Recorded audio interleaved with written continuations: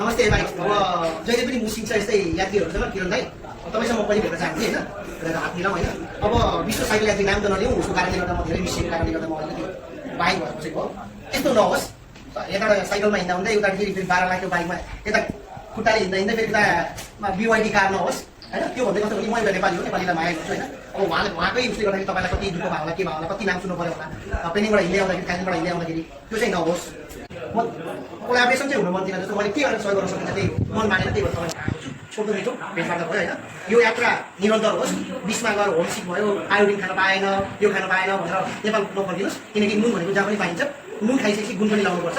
Iodine पनि मैले चाहिँ सानो उपहार, किनकि यो किरण दाइको तर्फबाट यो चाहिँ कस्तो भने टोपी, यो चाहिँ चार्जिङवाला टोपी हो। ठ्याक्क लगाइसकेपछि तपाईँ हिँड्दाखेरि नभई नहुने टोपी, यो यस्तो गरेर लगाइसकेपछि तपाईँले यहाँबाट फाइन आउँछ र तपाईँलाई नभई नहुने भने यो फ्यान चार्ज गर्न मिल्छ होइन।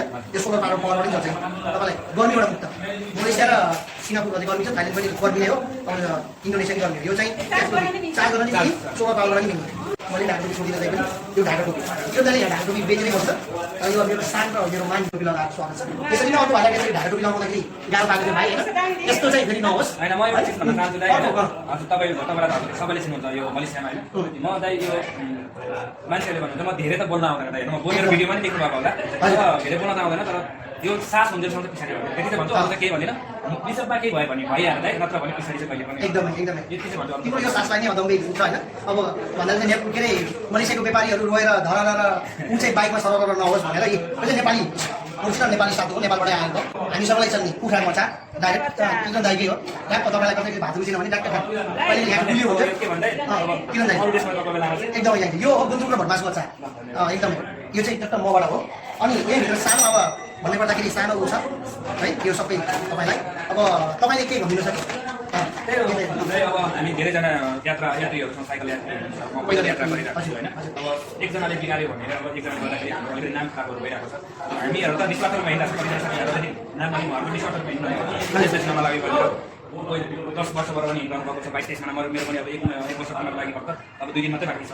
हिँडिरहेको छु हामी, अब कुनै ठाउँमा भोकै पनि हिँडेको छौँ होइन, कुनै ठाउँमा प्यासा पनि हिँडेको छौँ। त्यस्तो दिनहरू निकाले आइरहेको छ। फेरि पनि पछि हटेको छैन, त्यही हो।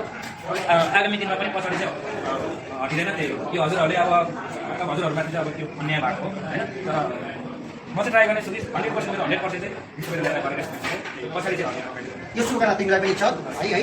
अब फलोस् फुलोस्, तपाईँको गन्तव्य निरन्तर अगाडि बढिरहोस्, ब्याग हट्ने काम नगर्नु, किनकि एकतालको झुटो सधैँको झुटो भने जस्तो त्यो भएको छ। तपाईँहरूलाई अन्याय भएको छ, त्यो म बुझ्छु। मैले चाहिँ अहिलेसम्म अब यस्तो राम्रो सबै कुरामा म्यानेज गरेर हिँड्नु चाहिँ इन चाहिँ मेरो राम्रो, मैले चाहिँ इन राम्रो राम्रो त्यही इन चाहिँ अलिकति मजाले आएको छैन, रमाइलो होस् भ्याल्यु भने मलाई इनको लागि चाहिँ इनको पर्खाइमा चाहिँ इन चाहिँ राम्रो होस्।